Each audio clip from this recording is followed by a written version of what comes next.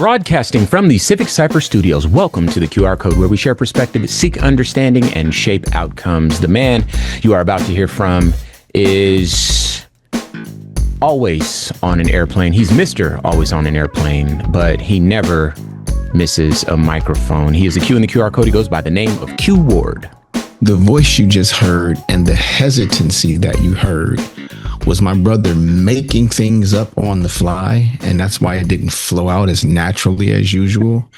Once upon a time, that was true. They used to call me Mr. 37,000 feet, but that's when I was traveling every 4 days, and that's just a lot that you guys don't want to hear. But he is the R in the QR Code, and he goes by the name Ramses Ja. And we need you to stick around. Later on in the show, we are going to be talking about whether or not the NFL is to blame for Trump's presidency. Stephen A. Smith, who will be a future guest on the show, had some interesting thoughts about that, and I think it gives some insight into the president's psyche. We're also going to be talking about a mass shooting event in Pennsylvania that claimed the lives of 3 police officers that we didn't get to touch on last week. That'll give us some insight into the goings-on in this country insofar as mass shootings and guns and who's responsible for what.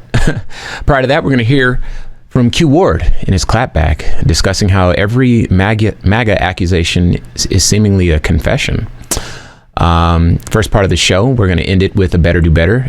You may not know the Defense Department has limited the access of the free press. So we're going to get into the weeds there.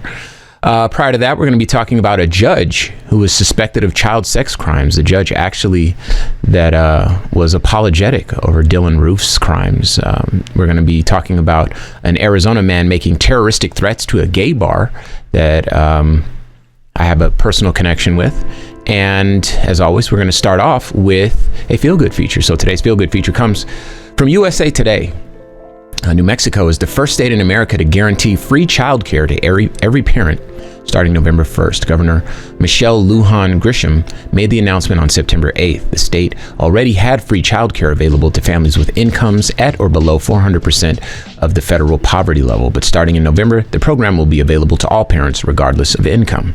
Quote, by investing in universal childcare, we are giving families financial relief, supporting our economy, and ensuring that every child has the opportunity to grow and thrive.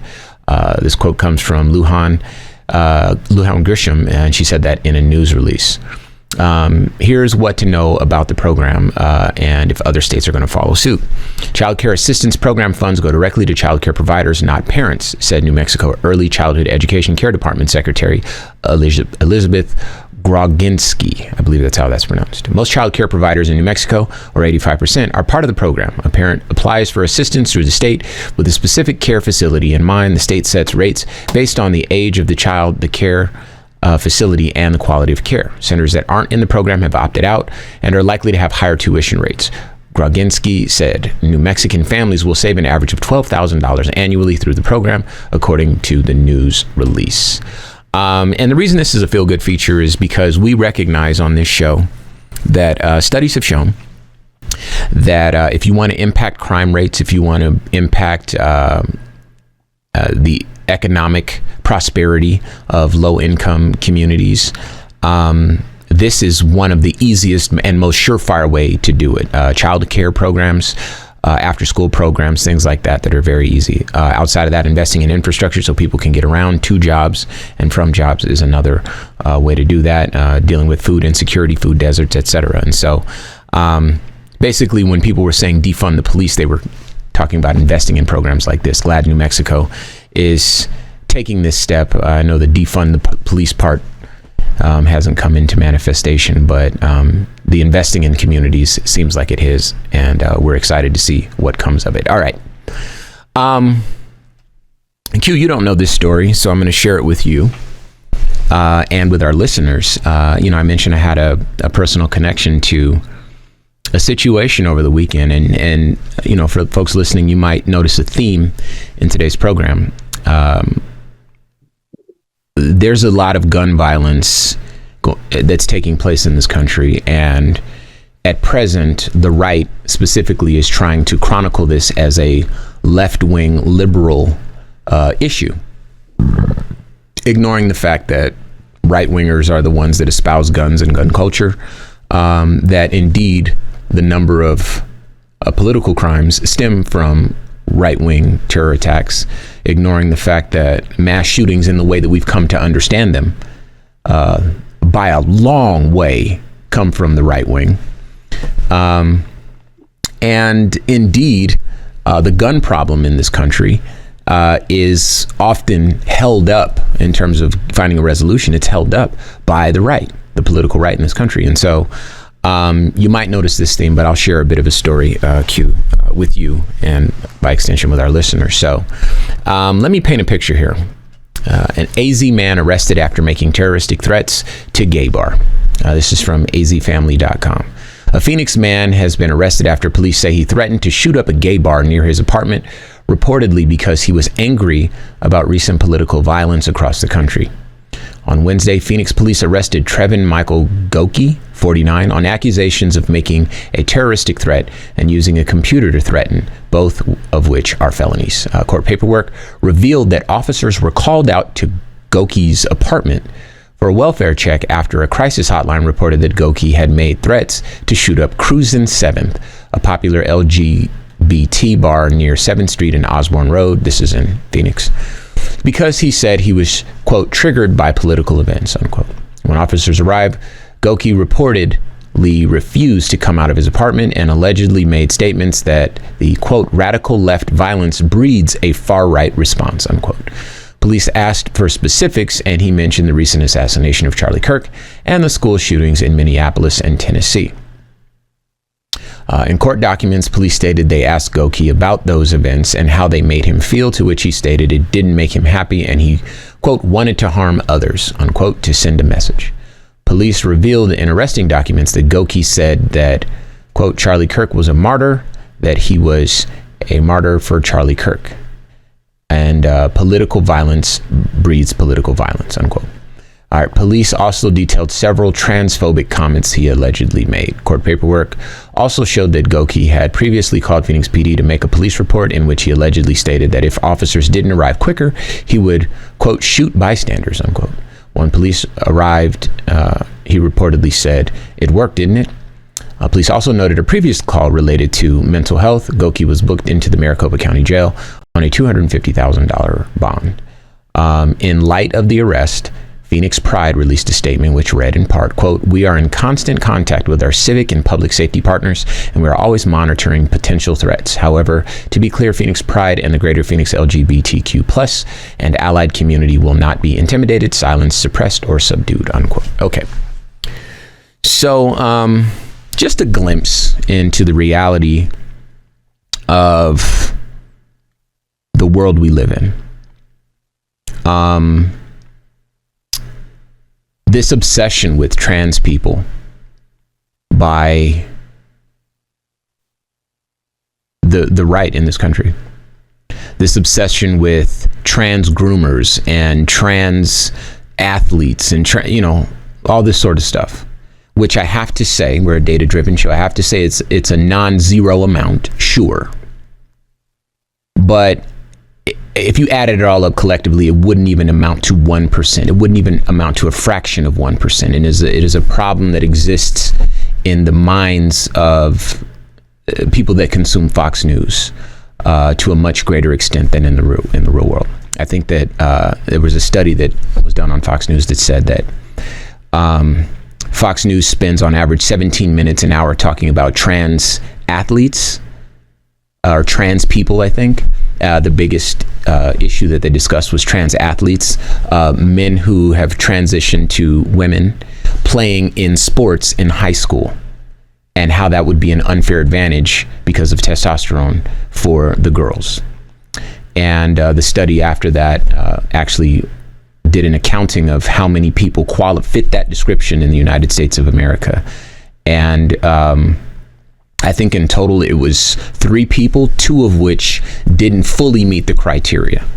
So that 17 minutes per hour on Fox News was really for one human being out of 345 million. And they've dedicated so much political and conversational oxygen to it. And the result of that is it makes the world less safe for people who actually are people that otherwise would fly under the radar. These people have communities that are vibrant. They don't mean anyone any harm. And, I mentioned my personal connection. I have a friend, and Q knows her through me, but we have a friend who owns a bar in Phoenix, Arizona.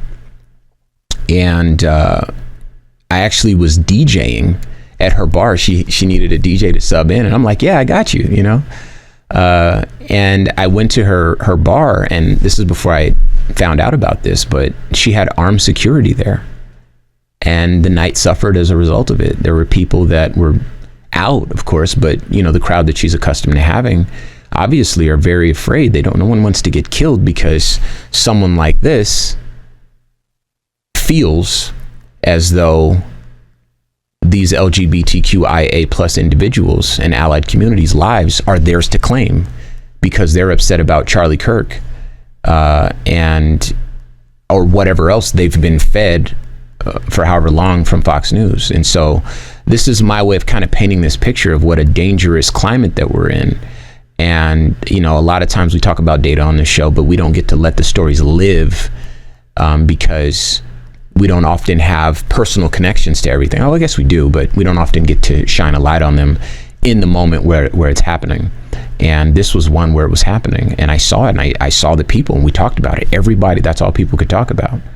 And people had plans, so they came out. People had, we already planned our birthday, and, I have to come support, and I'm trying not to be intimidated. And of course, I had those conversations, but the reality of the situation is the night suffered. And these people deserve, life and liberty and the pursuit of happiness the same as any other American. And yet, and still, it's being compromised by one political faction of this country. And so that's what happened to me over the weekend, Q. And obviously, I want to make sure you have a little bit of time to respond. So any thoughts there?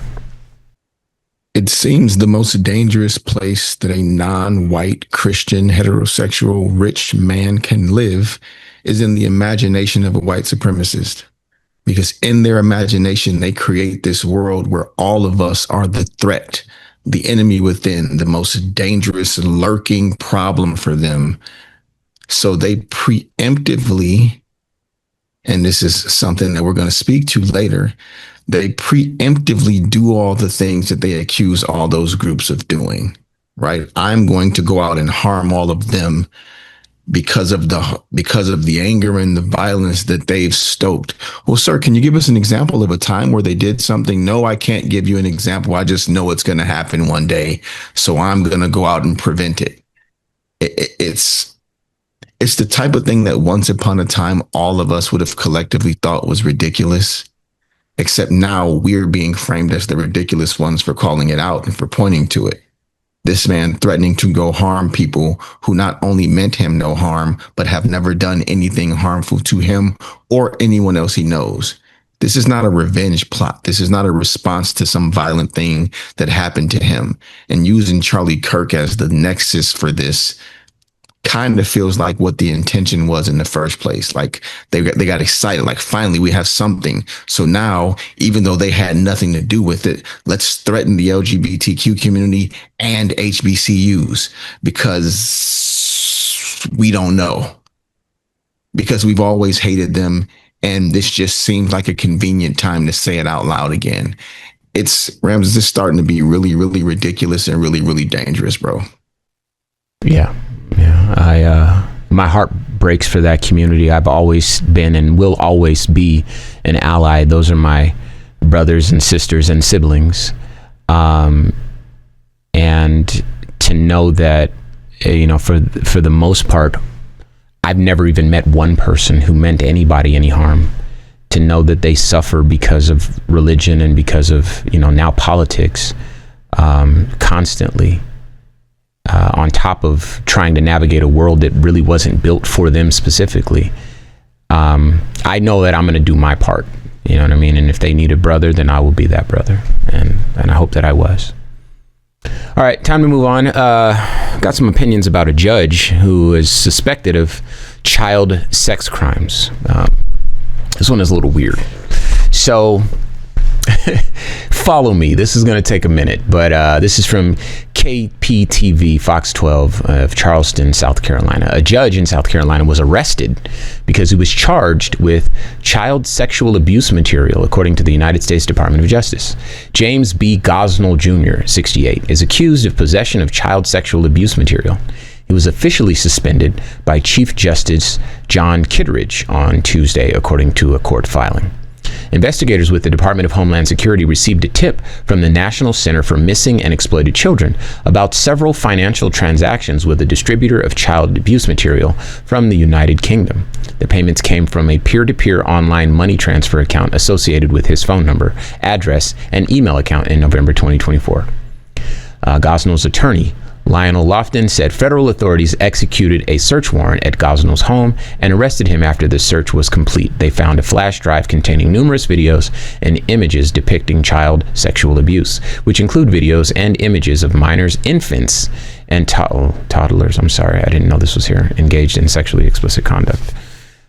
Documents state specifically that Kittredge found Gosnell's continued service as a magistrate in Charleston County poses a substantial threat of serious harm to the public and the administration of justice.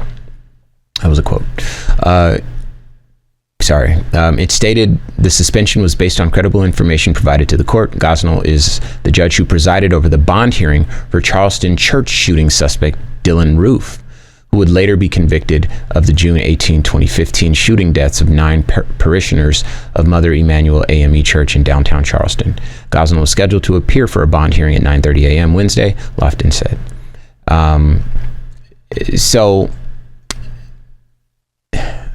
It's a little icky, I'm sorry.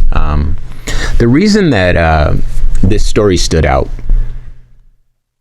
was because I have seen a number of prominent right-wing individuals, either community members, maybe they're not national figures, or national figures or whatever, that are getting kind of taken down for child sex crimes. It's kind of gross. Now, I will cede entirely that I'm subjected to my own algorithms. I will cede entirely that I have not documented every case. We typically don't cover this sort of stuff. We cover more broad, far-reaching systemic issues, right? But once you get to the point where it's like, okay, I'm noticing a trend, you might want to speak on it, okay?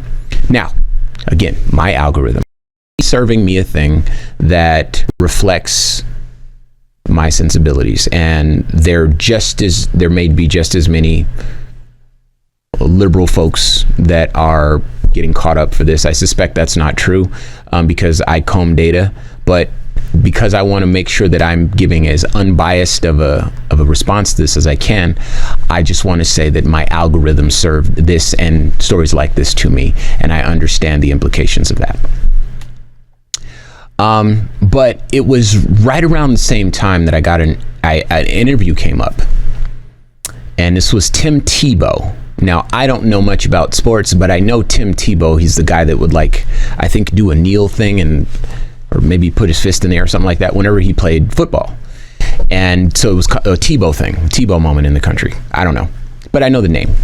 And he was talking on this podcast. So based on the recent interview, Tim Tebow was saying that Caucasian men, he was saying that middle-aged Caucasian men are the biggest perpetrators of child abuse. And this was made on the Sean Ryan show in May 2025. And when he was kind of giving his response and making this statement, you could tell that he was kind of struggling to get that bar off, right? Now, it's not like me to take the word of Tim Tebow or anybody, so I did a little bit of digging. And I found a source that I feel might be credible. It's RAINN.org, RAINN.org. It's the nation's largest anti-sexual violence nonprofit. So I suspect the data that they've compiled, and they've sourced it, they've just organized it for me, and I've organized it for you to consume as a listener. But this data feels like it comes from a credible enough source. And for people that want to dispute it, obviously, rain.org, have at it. But now you know where I got it from. It says 57% of perpetrators are white, 27% black, 8% unknown ethnicity, 6% other, 1% mixed group, 1. And so I think that looking at white men, and as if we look at the data, we recognize that a significant amount of white men tend to vote conservative relative to the liberal voting white males in this country. That white men would be the place that one might want to start when looking at people who are harming children in this country. Now, the story prior to that, prior to this one, where we were talking about this man wanting to shoot up LGB clubs because he feels whatever he feels, and the stories that we're going to cover later in the show, it's almost like a willful ignorance. And, you know, there is a problem. And again, I listed all of the data. I know, and there's different data that says that black, in terms of like spanking children, there's issues with black people. I'm not trying to hide behind the data. I want to have a data-driven conversation with the country. But in looking at this, which I believe to be credible, I know where the problem starts. And in looking at the media space, I know where people are trying to chronicle the blame. And those two things don't match. Now, again, Q, I want to make sure you have enough time to respond, so please. You go to such lengths to be so kind and so graceful And fair. Extend so much benefit of the doubt. Yeah. Like, even when speaking about this, you're like, it's kind of gross. No, That's it's very gross. not. Yeah. It's disgusting. Yeah. It's not kind of gross. You speak about your algorithm serving you something as if it's baseless, unfounded, and not supported by data and facts. Mm-hmm. Even if your algorithm never put it in front of you, it would still be true. Yeah.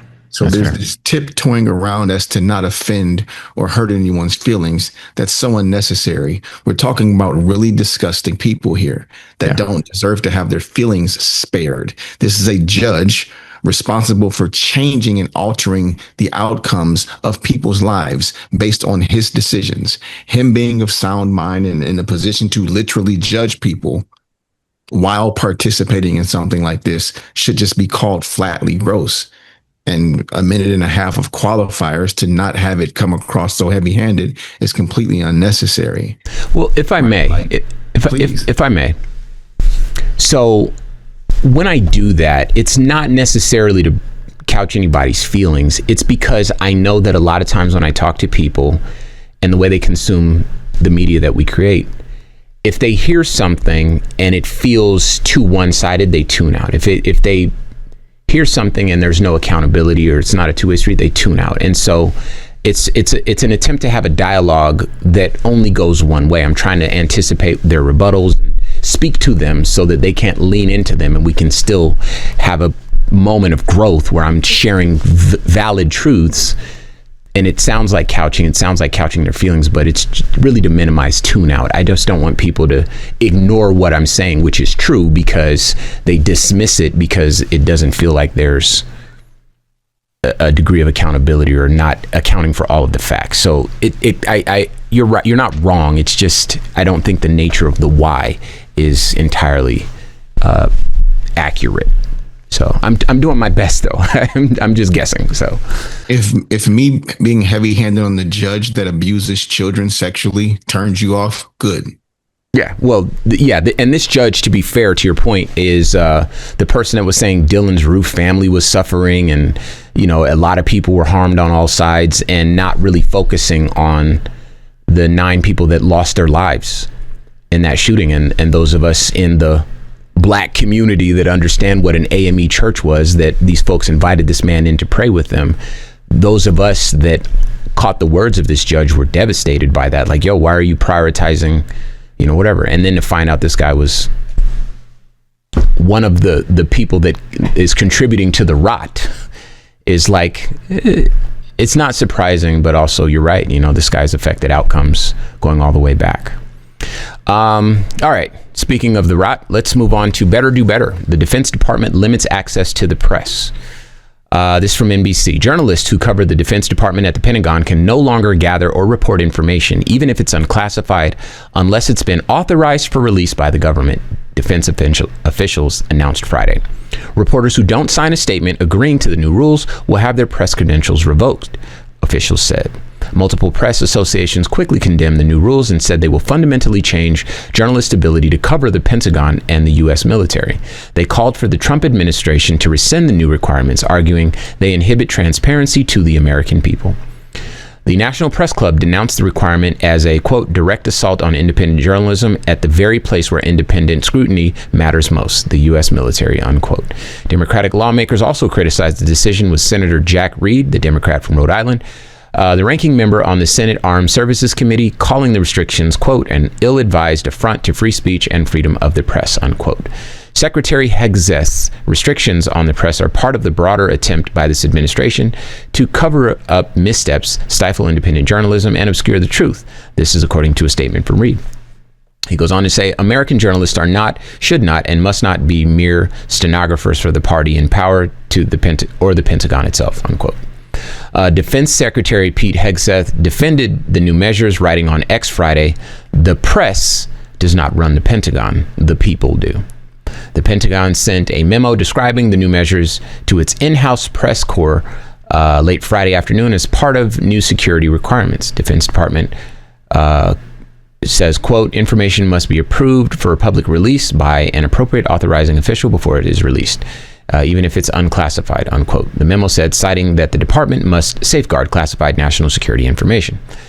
The memo said the Department of War, the new secondary name for the Department of Defense adopted as part of a rebranding, may provide controlled, unclassified information to individuals, quote, when there is lawful governmental purpose for doing so, unquote. Further, only authorized persons with, quote, favorable determinations of eligibility for access, signed, approved non-disclosure agreements, and have a need to know or may be granted access to, unquote, classified national security information. Those who fail to abide by the rule could be suspended or have their Pentagon access revoked. Okay.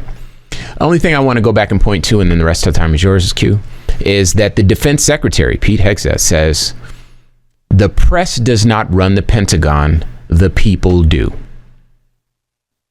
And the people elect the government in this country, by the people, for the people, okay? Which means that by extension, Pete Hegseth's job is a result of the people choosing, him to do that. Now, to keep them accountable, the press have their job to do, and the press communicate to the people what's going on, because not everybody gets to go to the Pentagon, right? And so I think that he's more wrong than he knows with this statement. He said it loud with his whole chest on X, and I'm glad he did, because indeed the people run the Pentagon and have since the Pentagon's been invented, and the press communicate with the people. And Pete Hegseth trying to change how that works in the real world feels like it's very self-serving for him and for the president, not for the people. So that's my pushback. He better do better. Any thoughts for you to respond here, Q? Well, I don't know that he was wrong. Okay. Right. He said the people run it, not the press. Oh, that's what I was meaning. Yeah, I don't know that he was wrong, because that's what he said. Yeah, the problem is the people didn't appoint him. Right. The president did. Right. And the president, for most of our lives, would appoint someone with a modicum of qualifications to do such a job. Instead, he just picked one of his boys that his last job was hosting a television show to run the United States Department of Defense. I'm not calling it the new name they've given it, because that's ridiculous. So it's sad, because the people did, or maybe elected the president. I like that maybe. That's kind of up for debate. Enough people showed up to vote that he had a chance to win.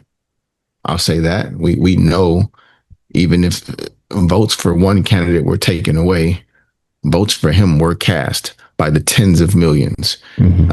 And it's a very, very disappointing and disturbing thought every time I have to relive it, that tens of millions of our countrymen and women wanted this person to be the leader. And after all of that he's done, still do.